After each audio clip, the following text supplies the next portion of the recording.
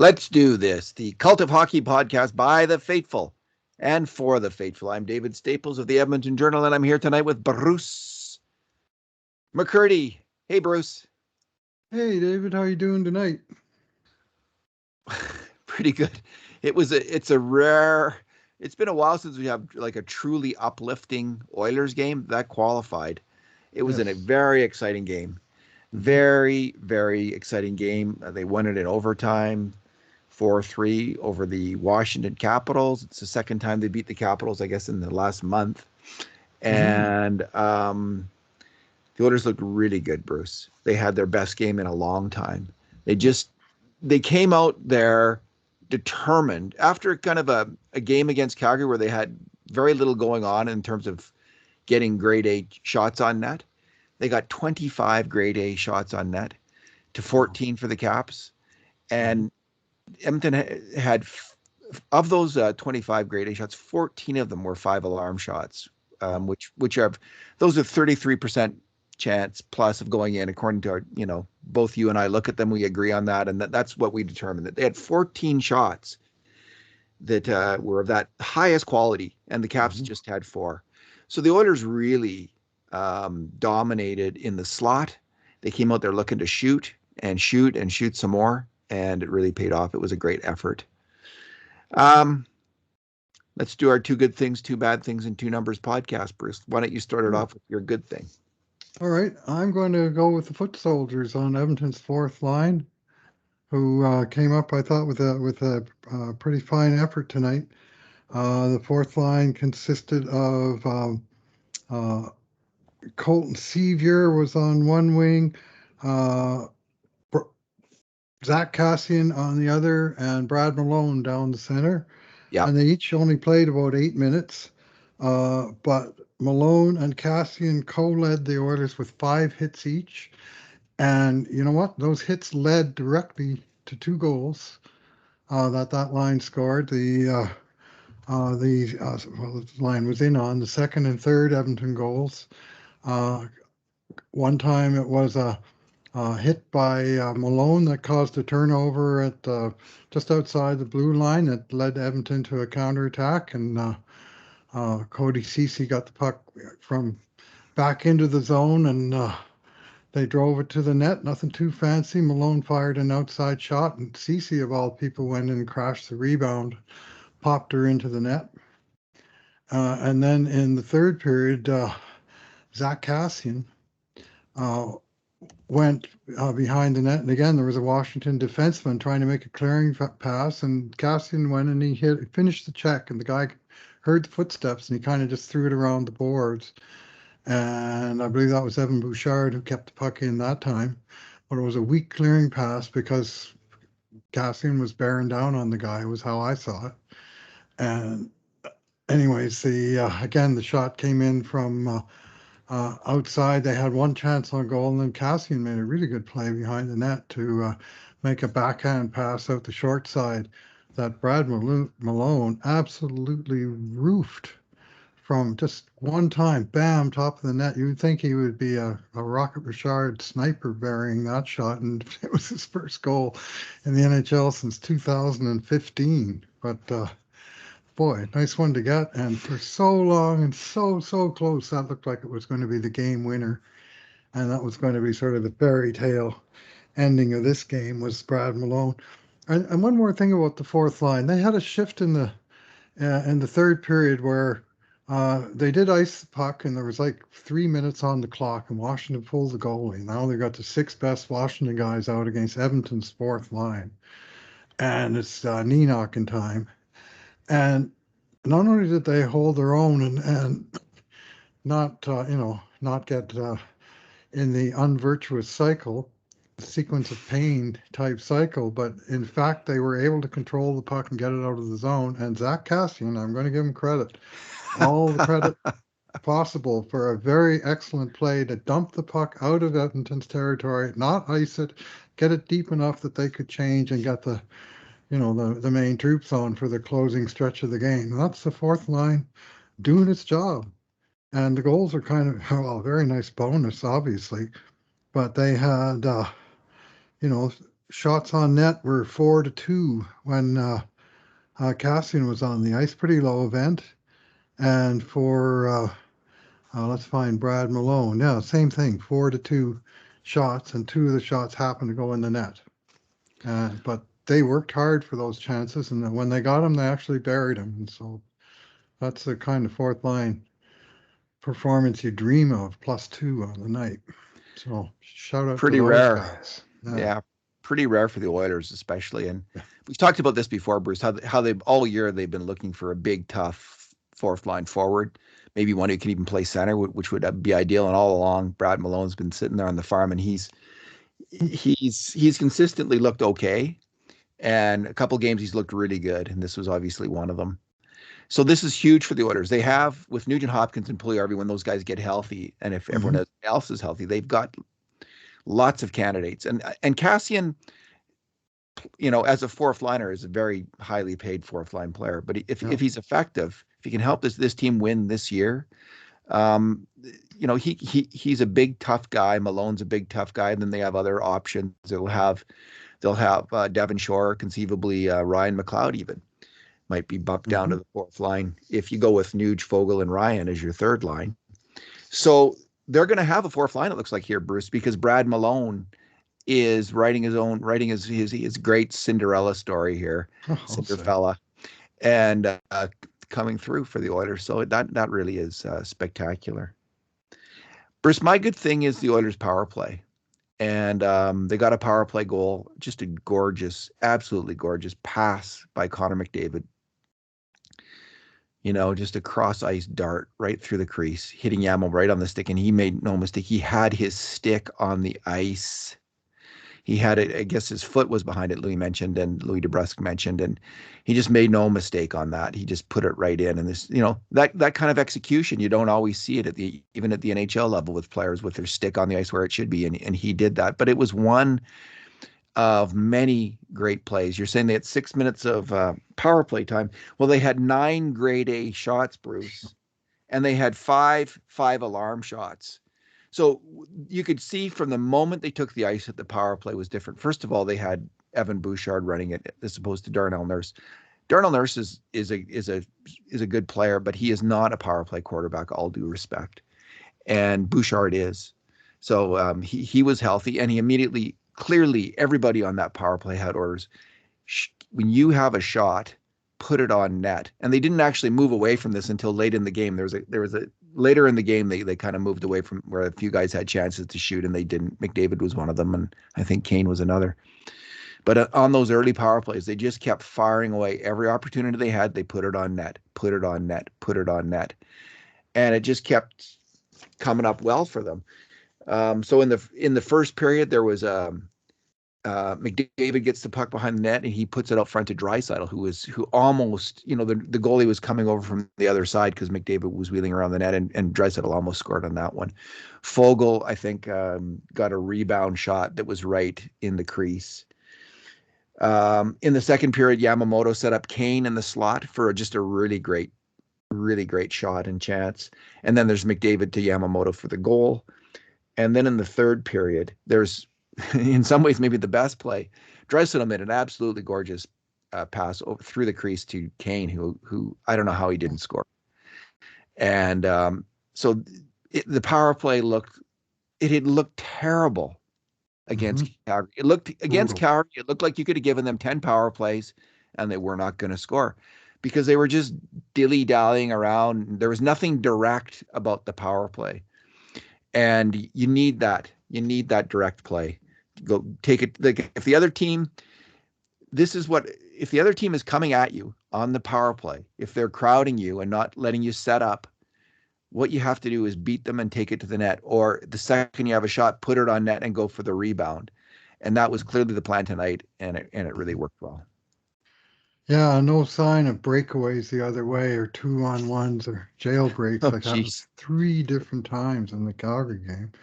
Oh, that game. And yeah, so they came out on a mission tonight. Very first power play, they won the face-off, and Evan Bouchard wires a shot through traffic like 3 seconds into the first power play, and clearly the message is get pucks on the frickin' net. So And the other message, the one our friend Murdoch Davis likes to bring up from time to time, GTTFN, go to the fracking net. And Yeah. that's what Yamamoto did. And he did two fundamental things right there. He went to the net and he had his damn stick on the ice. And in fact, he had a skate behind the stick, which I'll watch for on the next time I see the replay. That's three good things because that pass was a bullet and he needed to, it was a good play to redirect it. But the main good play was go hard to the net the way he did. And I like the way he was jumping generally and especially on the power play. Thought he looked like he was enjoying the chance to play with 97. He may have had his best game of the year, Bruce, Kailer Yamamoto. He was He was flying pretty out good. there, and I like that. I took a look at the Oilers' lines, which lines have been working, and Yamamoto, Kane, and McDavid had only played together before this game about 55 minutes, but they had scored 3 goals and given up none, which was about the same number as the Draisaitl Kane Yamamoto combination in double the time.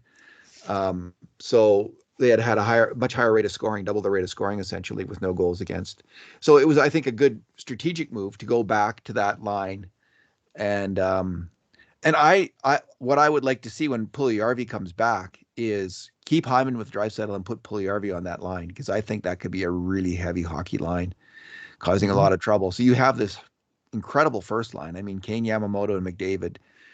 That's a very talented group of hockey players. Evander Kane's a fantastic hockey player, and Yamamoto can be. And then you have this heavy line with real talent as well. And the one of the top 5 players in the league and two really good top 6 wingers playing heavy hockey. I'd like to see that tried out when Jesse Puljujärvi gets back. All right, Bruce. Where are we now? Just trying to think. Bad thing. All right? What's your bad thing? My bad thing is referees, Chris Rooney and Trevor Hansen, for their absolutely atrocious handling down the stretch of the third period of this game. They had some, typical referee night, made some calls, missed some calls, both ways. But the call that they missed on Alexander Ovechkin with the last minute of the game, goalie pulled, Zach Hyman wins the puck and he's going to have a breakaway in the empty net. And Alex Ovechkin, like 6'3", 230 pounds of Alex Ovechkin, reaches in two hands on his stick, puts a full hook on him, spins him around. David, that was the most obvious hook I've seen all season. And they're always calling this little ticky tack stuff. One hand on the stick, and you reach in and tap the other guy's stick between his hands, and you don't touch their hands. That's hooking. And yet this play was a game-changing play. It is unacceptable. I was just absolutely incensed, and I know I wasn't alone because that was brutal. And NHL, wake the hell up! You guys are trying to That's sell your game to betting crazy. sites. You're trying to Yeah, sell your game to betting sites. You got to sell an honest product. That wasn't it. That wasn't it. That was just unacceptably bad. Like, we're going to it manage the was game. Well, we got to give Washington another chance. No, you don't. Make the damn call. it was embarrassing. Seriously, brutal, Seriously, an embarrassing moment for those two officials, and I don't know what they would say unbelievable. about that. That is so embarrassing for those two guys And to then they miss a screwed call up like another that. call. Sorry, David. And it's like you say, Bruce. It's about game management. They're trying to manage the game, and because they're doing that, it doesn't pop on their head. Just call the penalty when you see it. That's not how NHL refs think. They don't call all the penalties and they try to manage the game and they think, oh, I'll let that one go. And that's kind of, and then they get caught on just something like that, which is so brazen. It's just Blatant laughable. as Ovechkin's well. just, it's just, he's like giving up, right? He's just, okay, I'm going to hook him, whatever. It's, Mhm. might as well Yeah, because he's going to score. yeah. So let's see if I can get away with it. And he must have been shocked as hell that he got away with it. I mean, usually they don't let that kind of thing slide. I don't know why they did here. That was insane that they Yeah. let that slide. Brutal. It's just not So acceptable. And then on the same sequence, Washington comes back up the ice and they try and shoot it into Edmonton's zone. And Zach Hyman, who's standing in a direct line between the faceoff dots, 5 feet outside of the attacking blue line, tips the puck there. And both refs somehow decide that he's tipped the puck from inside the zone. Off should be an Edmonton end, and the puck never got over Edmonton's blue line. just unbelievable. Like that was what Jay Woodcroft was upset about, was the location of the face-off. But the missing on the hook, disgraceful. And in overtime, there was one where the Washington guy had the puck, and another Washington guy jumped over the boards and jumped back, and they didn't call too many men. And That the was pretty crowd was, quick. by that time, yeah, it was very That was marginal. pretty quick. Like And but the Oilers, as a team, they got distracted. The crowd, and the Oilers stood still for a second, and all of a sudden, Washington has a almost good scored. chance in close. If they just scored there, can you imagine if Washington scored on that play with the crowd calling for too many men after the team had already been screwed on the missed call earlier? I mean, if I'm a team in the East that's trying to chase Washington, I'm pissed. I got a point out of that game. And the You well, know, no, yeah, and the Oilers really needed, like, they're just desperate for points, right? Like well, they're absolutely desperate. So they needed the 2 points, and if they had lost it on, it just shows how fine it's getting for the Oilers this season. Like they really are, they're really cutting it close here, Bruce. What about that hit on Broberry? Do you think that was a penalty, like where he got slammed into the boards? I actually thought it probably wasn't. He's going yeah. to be a hell of a hockey player, Bruce, if he survives. Like that's all I'm going to say Mhm. about Philip Broberry, as we call him, He as the needs to Swedes call change him. his number. 86 apparently is code for come and hit me in the numbers, because that seems to happen to him. But he got, he was slightly left himself exposed, I guess. But He did, it was a very hard play. Let's put it that yeah. way. He's going to have to. This is where Duncan Keith can maybe give him some advice on keeping his head up and just dodging those. Or yeah, five Sherwood feet. sandwich. Taste this.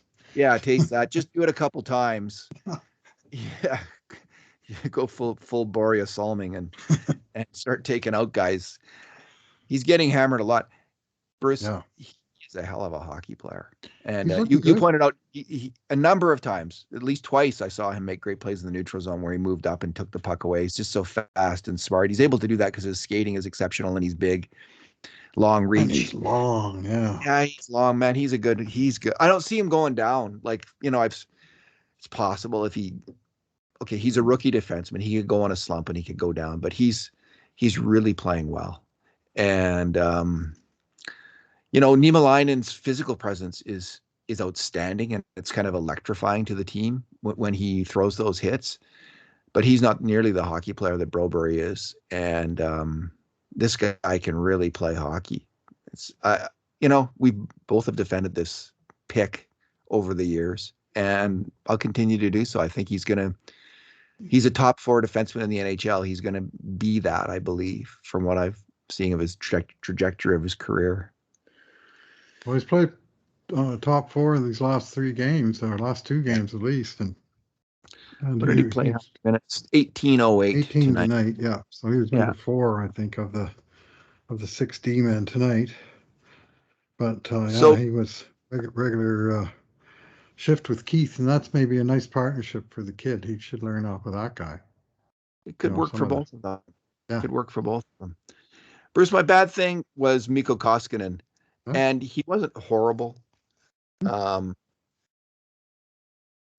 14 grade A shots against 3 goals. That's not horrible. That's about what you'd expect. But each of the goals, and especially the second goal, I would have liked a little better. And honestly, so you and I had a big disagreement on the first goal, Yeah.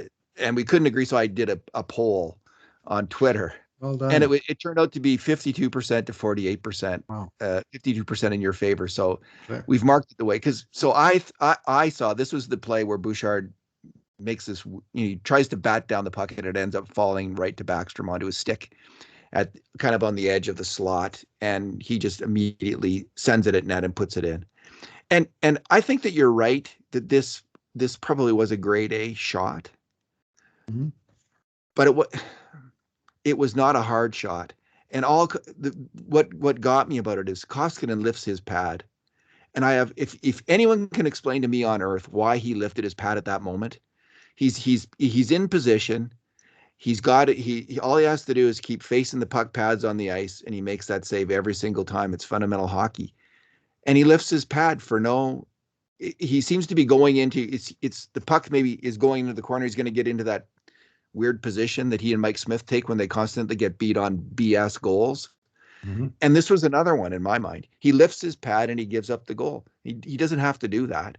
He's doing it because that's their training. This is a feature. It's not a bug, but it's a feature it's burning them repeatedly. No Bugging reason you. on earth bugging me. Why did he lift his pad? I have no idea. And he did, and he let It in was a this change. It was shot a change right up. through him. Bruce, it went right through him, and he Yeah. just had to keep his pad on the ice. Yeah, it was a very strange play, David. A couple of things happened there that were weird. The pass was kind of lobbed across. First of all, Bouchard tries to take it out of the air in front of his own net, and he sort of knocks it down. And the funky thing that happened was the puck popped up and it kind of went into Bouchard's pant leg, and then it dropped out of his pant leg right away. But it got kind of hooked up, and it just sort of dropped right there in the slot. And neither Bouchard nor Koskinen were expecting it to be there. And Backstrom, to his credit, he saw the puck and he just kind of spun and he rocked it toward the net. It was just a very sudden, out of nowhere, puck's going That's in the corner. all No, true. it's a shot from the slot. And Koskinen reacted to it, and because it was slow, I think he overreacted. Anyway, it's you can blame the goalie for letting it in, but Yeah, I'll say that's a grade A shot all day long. To me, the it's a pad was borderline up in the five air. I alarm think. shot. Yeah, the pad So was up in the air before the shot. Anyway, so the fans voted with you, 52% to okay, 48%. You're well right. that's score a minor win for us old goalies on that one. I've got a lot of sympathy for the goalie on that particular goal. Not much on the second goal, but first one. Yeah. So the second goal, Oshie comes in, and this is a good shot. Like it's a good hard shot, but it's from a grade B scoring chance position. And these shots, so they often look good because the winger's coming down in the wing and he lets off a big shot, but they only go in about 10 to 15% of the time. And this one somehow beat Koskinen, and it shouldn't have. He needed to make this save and he didn't. It was a good shot, Yeah, it was a good shot. but it was He short seemed to side. yeah, he seemed to pick the spot just above the pad and below the glove, and nice shot. Mm-hmm. Yeah, nice shot. But goalies almost always in the NHL. In the NHL, you need to make that save. NHL goalies make it, and he, Yeah. he failed to do so. So the first two goals are like that. Now the third goal was I think it was further out. It was further out than the other two shots, but Mm-hmm. it was a pass coming in from the boards, and it was wired right off the post. A one-timer shot. One-timer shots, as we've seen from Leon Draisaitl, can be from the freaking corner Yeah, and be this one grade A was. shots. Because if they're wired, Yeah. if you hit it and you smoke that puck. So the last goal, I'll give Koskinen a pass. That was a brilliant shot, absolutely brilliant shot. It was from far enough out that you'd hope that your goalie can make that save. And he's down on the ice. He's down. Maybe if he's up, but whatever. It was still a hell of a shot. So, One overall, Bruce, timer from right in between the circles and an absolute rocket. He got well, all of that. it was kind of above Yeah. about Just 5 feet a above. little, yeah. Well, it was between, but directly in Sure. center of the ice.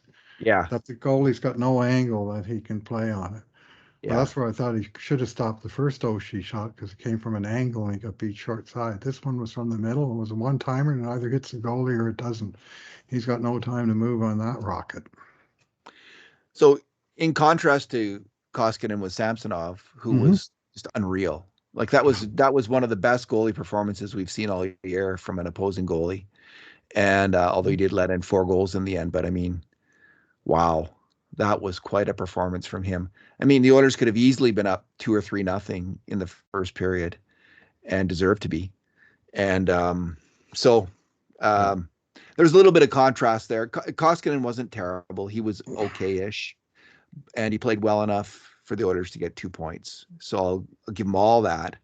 Made a nice save when the Oilers, were in overtime when they were looking at the guy who got on the ice, jumped on the ice, and then jumped off the ice, and there was a pass down low. He made a great save on a backhand shot. So good for Koskinen. In the end, he got the team the win, but it was kind of iffy along the way on I would say 2 of the goals, and definitely I think we could all agree one of the goals. So Yeah, well, he also made a great save, Koskinen, in the first period. And I think we had grade A oh, chances as 10-1 for Edmonton in the first period, and Samsonov was wow. fantastic. But the one chance that Washington got was Alex Ovechkin eyeball to eyeball with the goalie, and he didn't miss. And Koskinen, if Oilers come out of that period losing 1-0, then you'd really be wondering what they're going to take. And so he didn't have obviously the workload of Samsonov, but he came up with a ginormous save off of Ovi. He So sure did. That was fantastic. And he made other nice saves too. Like, so if I was grading him, I'd probably give him a 4, maybe a 5 even. I'd have to think about it. All right. Koskinen, Yeah, I'd give him probably oh, a 4, maybe a 5. no way you give your goalie a fail on a winning game. I give him a 6. I don't give him a big grade, but he made some big stops, and one bad goal. Anyway. Koskinen, we're going to get into our numbers in a minute, so this doesn't count. This is Koskinen's goals against in his last 12 games in regulation. Goals against 3, 2, 2, 2, 3, 2, 3, 3, 0, 3, 3, 3. So 3 or less, 12 games in a row. Mikko Koskinen. That's giving your team a chance to win, and they've taken away points from all those games but one. So Let me just see his splits here. one of Uh, those, he came in relief in the first period against Minnesota into a lost cause, but he's not getting stopped for 4 or 5 or 6. Like Smith gives in 4 goals just about every time he plays, and that fourth goal is almost you don't win when you give up 4 goals in regulation. this is just really quick, but since the All-Star break, he's played 6 games. This is from Hockey Reference, and this doesn't include tonight. Right, I don't think so. 6 games. Well, he's played 7 games, right, counting and those he's got in play. 4 wins, and he's got in the first 6 games he has a 919 save percentage after having a 900 save percentage in the first part of the year. So he's coming on, Yep. and boy, did they ever need him to come on, because you can't count on Mike Smith. It's interesting, Bruce. The last time we talked, my internet went down, and I want to thank Kurt for filling in on for me on Monday night. But the last time we talked, I think it was Smith's uh, horrible game, and we were Saturday predicting night what might against happen, and we Montreal. didn't. He sounds like he got sick, but I don't know what they're gonna do. I don't think they can. I don't know if they're gonna go back to him. I just think that's insane, honestly. So we'll see what happens. Like, you got to give Skinner the next couple games and see if he can play. Keep going to Koskinen, go to Skinner and see what happens there. Like, there's serious concerns, I guess. And Bob Stauffer has made this point on Oilers now a number of times that there's just not a goalie available out there. Right. We've heard a rumor that Fleury won't waive his no movement clause to come here. Now we've heard that Semyon Varlamov, really good goaltender on the island, won't Mhm. do that. So the Oilers might be in tough in the goaltending department. They might be relying on. I think that's even more reason personally to send Mike Smith to the minors to see if he can get his game together for the playoffs. See if he can go down there for a month and play some decent hockey, and if he can, bring him back then. Because if they can't trade for a goalie, they really can't. Mhm. If they really can't, Yeah. well, they might need Mike Smith in the playoffs, because I don't know if Koskinen or Skinner is going to get it done. So Well, I bet on them before I bet on Mike Smith at this point in time. I mean, he yeah, since he came back, they keep giving him the net, and he keeps going out and giving in 4 or 5 goals, and the Oilers can't lose. do it. You can't I do mean, that it's one of the again. reasons they're in the position they're in is they keep trying to get Schmitty going, and he's 3-8-1 in his last 12 starts. Yeah. They You can't know, do that, Bruce. I don't think again. Like they should not do that. They should think of something else before they do that. But we'll see what happens. All right. We'll start off with our numbers. Um, I just wanted. I got 2 quick numbers. The first number is there's at even strength. Some of the defense. There was some pretty strong defending by the Oilers defenders this game, and 4 of them kept a clean sheet, which means they didn't make one major mistake on a grade A shot against at even strength. For the Oilers, and that was Cody Ceci, William Lagesson, Duncan Keith, and Philip Broberry. So um, Bouchard made 3 of them, and Darnell Nurse made 2. So to have 4 defensemen that effective at even strength is pretty good. That's a pretty good sign, and um, Duncan Keith had his struggles at even strength. I thought he had a good game tonight, and Cody Ceci was really strong tonight. Um, Scored the nice goal. So they seem to be coming around. At least in this game, they did. They're not really, they're having their ups and downs, but they had a good game tonight. My number, Bruce, is 0. It's the number of points that Leon Draisaitl had, and it's amazing that he had 0 points because he was in on 10 grade A scoring chances, grade A shots. 10 grade A shots he made a major contribution to, and a lot of those were 5 alarm chances. Off his Uh, stick. yeah, he was dangerous all night long, and on the winning goal, he's the one who lifted the stick of the Capitals player in the defensive zone, lifted the stick to free up McDavid to get the puck, and McDavid then goes end to end as Leon's, the on the 2-on-1, he's the shooting option that never gets the pass. McDavid puts it in himself because they got the shoot, shoot, shoot mentality, I guess, which paid off right to the end. Yeah. But so Leon, he did everything to help orchestrate that goal except touch the puck, and you don't get an assist in the NHL for that. But he was offensive dynamo in that hockey game. Yeah, well, he was a dynamo in that game, and thought pretty solid two ways. I mean, could flesh out the numbers of it. 28 minutes and 20 seconds for Leon, 4:42 on the power play. That's 1 second short of the team lead. He must have been the first guy on the bench one time. 3:31 penalty killing, number one on the team among forwards. 20:07 at even strength, also number one on the team among forwards. So that's a guy that's a workhorse. And 5 shots, 10 shot attempts, and sky high 15 out of 28 on the face-off circle, 54%. Well, that's a guy that's doing a lot of heavy lifting for your team, and he wasn't rewarded with the point. If you look at the stat sheet, you'll say, "Oh, no goals, no assists, even plus minus." Just another right at the office, and not too different from his stat line on Monday night in Calgary when he had an admittedly very difficult game.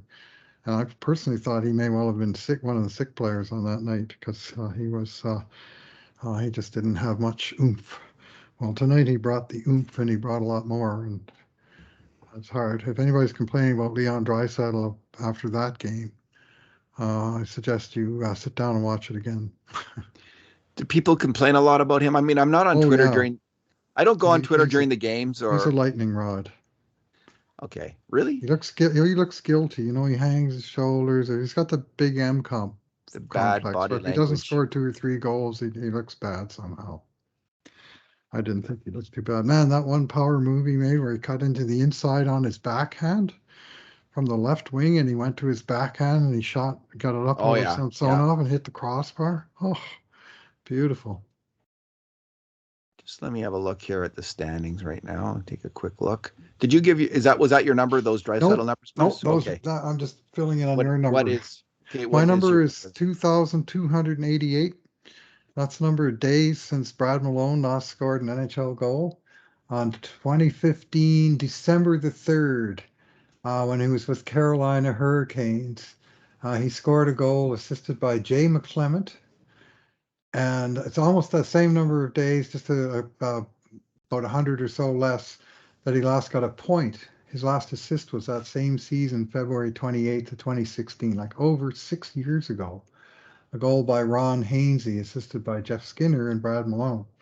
And that was last time he found an NHL score sheet when he was, well, 6 years younger than the 32 years of age that he is now. And he's just writing a real nice story.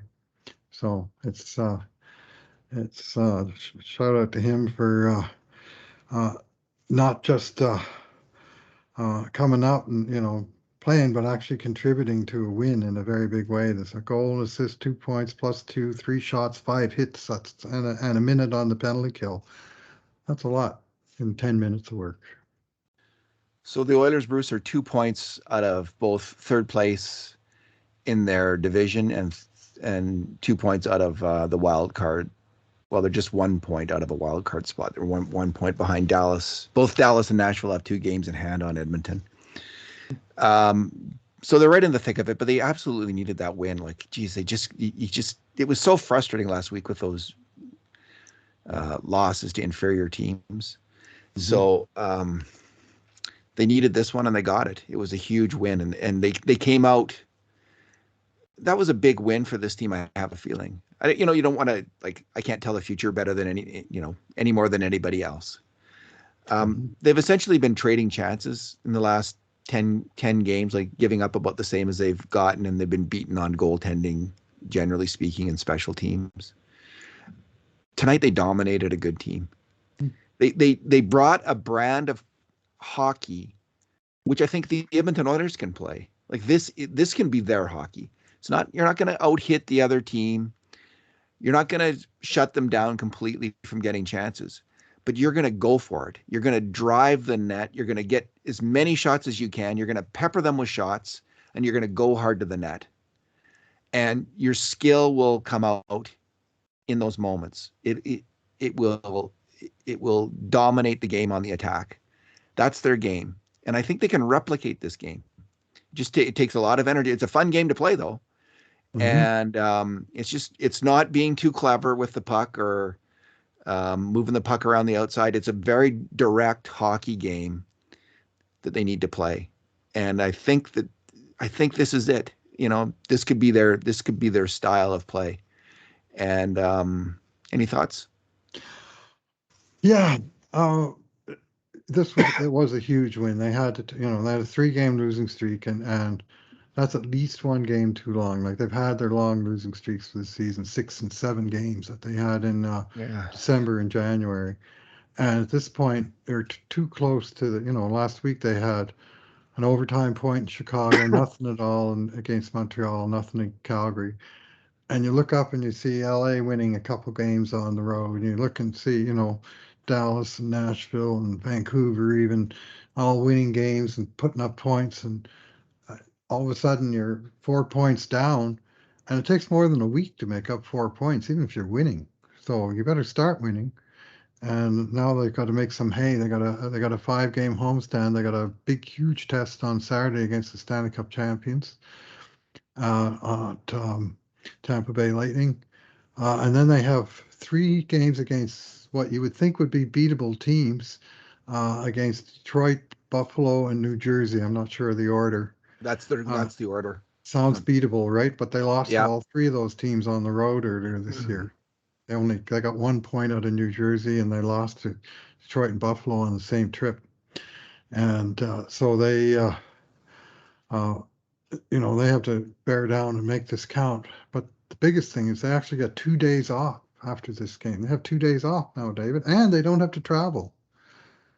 Believe it or not, this is the first time since Jay Woodcroft became coach a month ago tomorrow that the team has played a game that they didn't have to travel to their next game.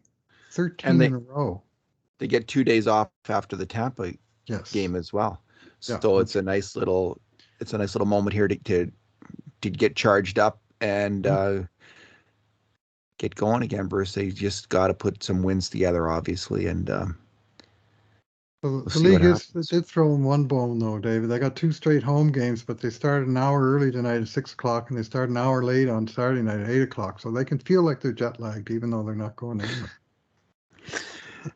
This is You me know, being a curmudgeon now, but one other good thing, Bruce, is, and good this might old not, fashioned grumbling never hurt anyone. the Oilers can have a full house, Bruce, Hmm. and people can go there and scream their faces off without a mask. Like this is back to, for now, it's back to normal. The COVID rules the restrictions have been lifted in Edmonton and in Alberta for now. Hmm. We'll see how things unfold in the future. But just having that kind of energy could be like on this homestand. That could be a difference maker. If they can build on that and they get that place rocking, because I think fans here are ready to rock. They're ready to make some noise, as the billboard tells us to do when we're at as the score Make clock some tells us, noise. tells us to do when we're there. But I think that there could be like people could start to have that. Must have been a fun game to attend, Oh, and people must have been going crazy in that game. And it's great. Like this is the fun of hockey, and it's been a long time since we've had fun. There's been so much angst with the Oilers, and poor performances, trepidation. There hasn't been many big wins like this, and this one came before a full house, no restrictions. Everyone's having fun. Everyone's in party mode, so that can make a little bit of a difference too. You could, 16,368. So about 2,000 shy of a complete sellout, but that's pretty good for a midweek game. And we'll see. It's Saturday night against Tampa. If that game's not sold out, I'll be surprised. And that could be a rocking affair. Fans have been, it's been a funny season because in the last couple of months people have been really like, you read things like, I'm tired of watching the Oilers, I don't want to watch them anymore, like I'm done for this season. It's like, hey, they're in the middle of the playoff race here, like, and that's what but I get it because they've been just so horrible the last month. So much I've been feeling frustration. it. It's just hard to like get up to watch the games and get excited about it, and then they always get behind 1 or 2-0 and it's just brutal, which happened again tonight, which is probably a big part of my fit of pique over that Koskinen goal. Like, frack, how could that Mhm. that first Washington goal, like, how can that go in? Well, Anyway, it's an old goalie. I was mad at the defenseman. It would have been interesting to see if Mike Smith had been in the net, how he would have reacted. Whether he would have given the evil stare at Evan Bouchard for the play that he made. the Eye of So, Sauron, yeah. yeah, that's it. Oh, You can't hide from it. yeah, All right, Mikko at least is very mild mannered, and he he sure is. owns stuff himself, and he doesn't seem to put it on teammates. And I think he's pretty popular Uh, among his mates for that very reason. I like both of these goalies a lot. Like, it's like, like Koskinen seems like a total gentleman, and Hmm. just very gentle, like a gentle person, right? Like a nice Hmm. person. Yep. And Smith is this fiery leader, like this pirate pretending to be dressed up as a goalie, and swashbuckling in that. And they're just fantastic. Uh, they seem like fantastic individuals. And I don't mind Smith getting mad at his teammates. I think that was totally overblown. And I'm sure it happens all the time. And this just happened Yeah. to get reported. So I just think that was, as fake news. I, Like, it just, I, I I just think, watch enough soccer that yeah, I'm used to got teammates giving it to each other when somebody screws up and the other guy stares them down or yeah, curses them out or whatever. And it can be the goalie, it can be, two defenders or anything.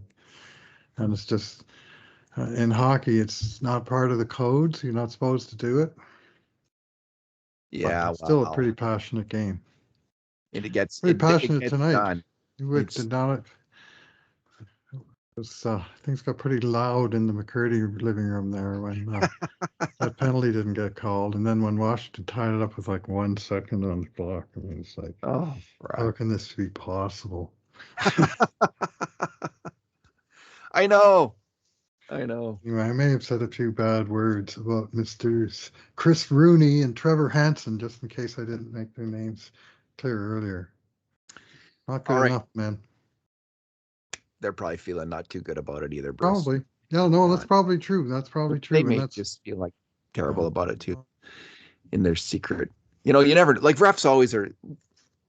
They're always so like during a game, they're so abrasive and they're like, but they almost have to be because it's a tough position. You got to stand up for yourself as a ref. You can't be a pushover. So, on the ice, they may appear like they're full of themselves and I didn't make a mistake, but maybe afterwards they think, oh, geez, what happened there? Then they get the call from the NHL. What happened there? So. So, yeah. All right, Bruce.